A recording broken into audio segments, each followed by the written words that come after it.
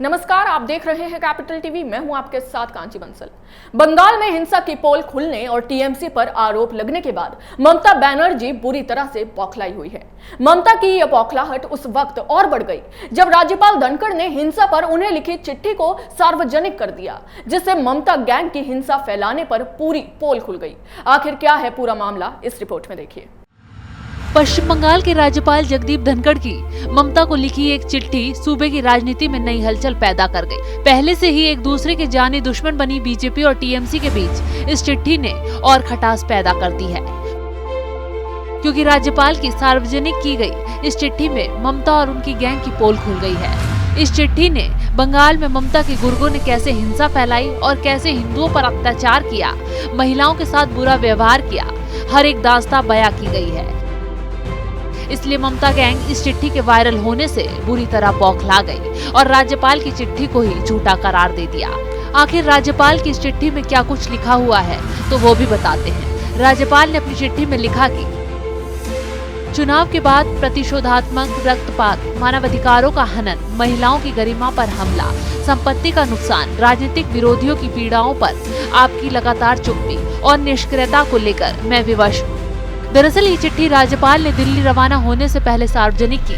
चिट्ठी में धनखड़ ने सरकार से कहा कि उन्हें खून से लथपथ बंगाल नहीं चाहिए, इस धरती पर हिंसा के लिए कोई जगह नहीं है। लेकिन राज्यपाल की इस चिट्ठी से ममता सरकार बौखला गई और बंगाल के गृह विभाग की तरफ से बयान जारी कर कहा गया। पश्चिम बंगाल सरकार को यह देखकर निराशा और हैरानी हुई कि माननीय राज्यपाल ने अचानक पश्चिम बंगाल की मुख्यमंत्री को लिखे पत्र को सार्वजनिक कर दिया है, जिसमें लिखी गई बातें तथ्यों के अनुरूप नहीं है। बातचीत का यह तरीका नियमों के खिलाफ है। ममता सरकार ने राज्यपाल की चिट्ठी का बदला बीजेपी नेताओं से निकालना शुरू कर दिया और निशाने पर सबसे पहले मिथुन चक्रवर्ती को लिया। मिथुन चक्रवर्ती पर केस दर्ज करने के बाद ममता की पुलिस ने उन्हें थाने में तलब किया और कई घंटों तक पूछताछ की गई। मिथुन चक्रवर्ती से उनके उस फिल्मी डायलॉग को लेकर पूछताछ की गई, जिसमें उन्होंने चुनावों के दौरान कहा था कि मारूंगा यहाँ तो गिरोगे शमशान में, डसूंगा तो तस्वीर बन जाओगे। बस इस चुनावी बयान को टीएमसी ने मुद्दा बना लिया और उस पर एक्शन की तैयारी शुरू कर दी।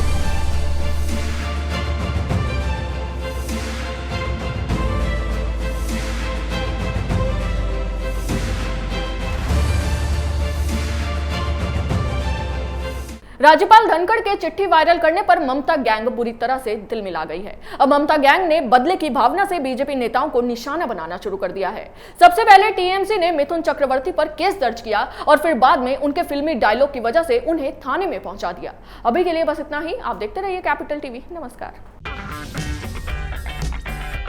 अगर आपको हमारा वीडियो पसंद आया हो तो इसे लाइक करें, हमारे चैनल को सब्सक्राइब करें और हाँ, बेल आइकन दबाना ना भूलें, ताकि आप तक हमारे वीडियो की नोटिफिकेशन पहुंचती रहे।